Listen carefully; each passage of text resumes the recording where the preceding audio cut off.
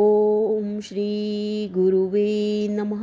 नित्यं शुद्धं निरावासं निराकारं निरञ्जनं नित्यबोधं चिदानन्दं गुरुं ब्रह्म नमाम्यहम्।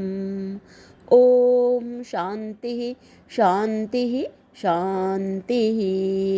ओम। प्रणाम भगवान। श्री विचार सागर दर्पण स्वामी श्री मनोहरानंद जी महाराज और हमारा पंचम तरंग चल रहा है भगवान, जिसमें स्वामी जी ने बता दिया भिक्षु की कथा से कि भाई ये जो संसार के जितने भी भोग्य पदार्थ हैं ये सब दुख रूप हैं, और संसार जो है वो सारा संसार स्वार्थी है, और बता दिया कि सारे जो भोग्य पदार्थ हैं वो दुख रूप हैं। तो अब भगवान शंका आई हुई है अदृष्टि जी को कि गुरु जी से पूछ रहे हैं, शंका है भगवान आपने पहले ये बताया था कि भिक्षु को दुख में सुख बुद्धि के साथ साथ असुचि यानी कि अपवित्र में सुचि बुद्धि मतलब पवित्र बुद्धि भी हुई थी। सो भगवान मुझे कृपा करके समझाइए कि अपवित्र में पवित्र बुद्धि कैसे हुआ करती है। तो उत्तर में गुरु जी बता रहे हैं भगवान कि हे शिष्य, जितने भी संसार के पदार्थ हैं उन सब में यह शरीर सबसे अधिक अपवित्र माना जाता है, क्योंकि हम कितने अच्छे अच्छे पदार्थ खाते हैं किंतु वे पदार्थ इस शरीर के संग से इतने गंदे हो जाते हैं कि हम उन्हें देखना भी नहीं चाहते। वह गंदगी कहाँ थी?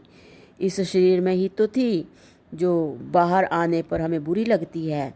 इसी प्रकार स्त्री आदिकों के शरीर भी अपवित्र ही हैं, क्योंकि बेहाड़ मांस चर्बी रक्त मवाद विष्ठा मूत्र मल आदि गंदे पदार्थों से भरे हुए तथा ऊपर चमड़ी से ढके हुए ही तो हैं।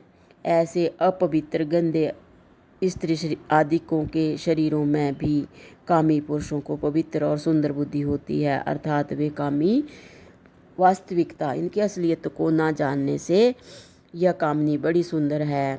इसका चंद्रमा जैसा मुख, कमल जैसे नेत्र, मोती जैसे दांत, स्वर्ण जैसा शरीर है इत्यादि रूप से गंदे शरीर को व्यर्थ की उपमा कर उस अपवित्र शरीर में पवित्र बुद्धि करके लंपट होते हैं, और इसी प्रकार स्त्री भी पुरुष के अपवित्र शरीर को पवित्र मानकर उसमें आसक्त होती है।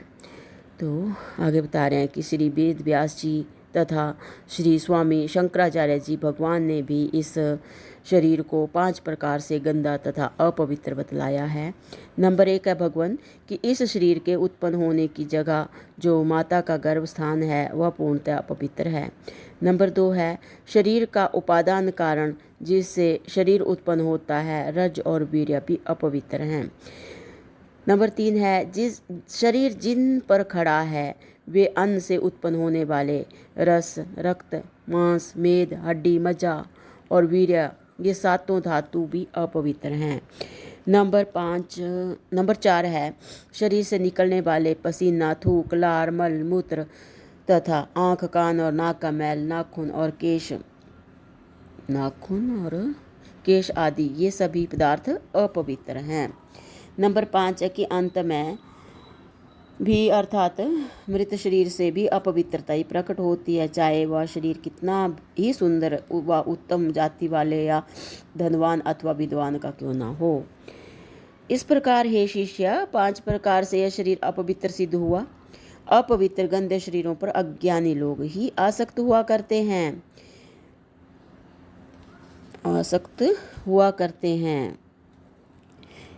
कितने अज्ञानी लोग तो पशु पक्षियों के गंदे शरीरों के मांस इत्यादि अपवित्र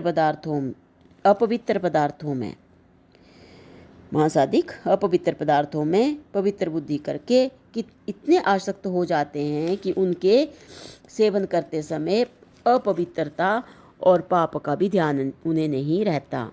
इस पर पीपे साहिब, गुरु नानक साहिब तथा कबीर साहिब जी ने कहा है, दोहे हैं भगवान, जीभ मार भोजन करे खाते करत बखान, पीपा प्रत्यक्ष देख ले, थाली माही मसान, मतलब शमशान।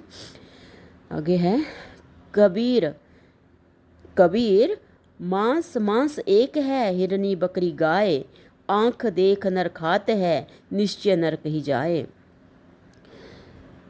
जो रक्त लगे कपड़े, जामा होए पलीत, सो रक्त खावे मानसा, नानक किस विधि उपजे चित्त। चित्त मतलब चित्त।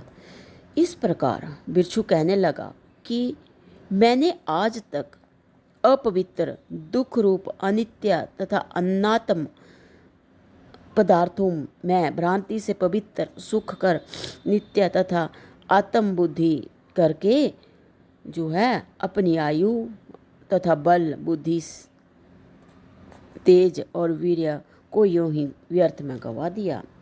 जो वीर्य इस शरीर रूपी नगर का राजा है, वह वीर्य रूपी राजा यदि पुष्ट व बलवान है तो रोग रूपी शत्रु कभी शरीर रूपी नगर पर आक्रमण नहीं करते, किंतु जिसका वीर्य रूपी राजा निर्बल है उस शरीर रूपी नगर को कई रोग रूपी शत्रु आकर घेर लेते हैं। वीर्य की रक्षा अर्थात ब्रह्मचर्य से देवी गुण संपन्न देवताओं ने तो काल को भी जीत लिया है। इसी बात को वेद कहता है। मंत्र है भगवान, ब्रह्मचर्येण तपसा देवा